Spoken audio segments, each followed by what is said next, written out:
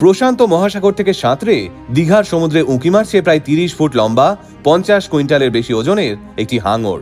হ্যাঁ, জি২৪ ঘন্টার প্রতিবেদন সূত্রে জানা যায়, সম্প্রতি তালসারি সমুদ্র তটে এই বিশালাকার দৈত্যের ন্যায় হাঙর মাছটিকে দেখতে পাওয়া যায়। যদিও তাকে মৃত অবস্থাতেই পাওয়া গেছে, কিন্তু এত বিশাল হাঙর মাছ এর আগে এদিকে কখনো দেখা যায়নি, যা ইতিমধ্যেই চিন্তা বাড়াচ্ছে মৎস্যজীবীদের। এই হাঙর মাছটি আসলে কোনোভাবে মৎস্যজীবীদের জালে আটকে পড়েছিল, যাকে টেনে তুলতে রীতিমতো হিমশিম খেতে হয় তাদের। যদিও এই হাঙর মাছটিকে প্রথমে উপকূল থেকে ৭ কিলোমিটার দূরে ৫ মৎস্যজীবী মিলে দেখতে পান, কিন্তু এত ভারী হাঙর মাছ তারাও টেনে আনতে ব্যর্থ হয়েছেন। এরপর শয়ে শয়ে স্থানীয় মানুষের চেষ্টাতেই মাছটিকে তীরে তোলা সম্ভব হয়েছে। যথারীতি এই দৈত্যাকার মাছটি তীরে আসতেই মৎস্য দপ্তরের আধিকারিকরা তৎক্ষণাৎ পৌঁছে যান সেখানে এবং মাছটিকে পরীক্ষা নিরীক্ষা করে জানান এটি বিরল প্রজাতির হাঙর মাছ। ইতিমধ্যে এই মাছটির ছবি সোশ্যাল মিডিয়ায় ভাইরাল।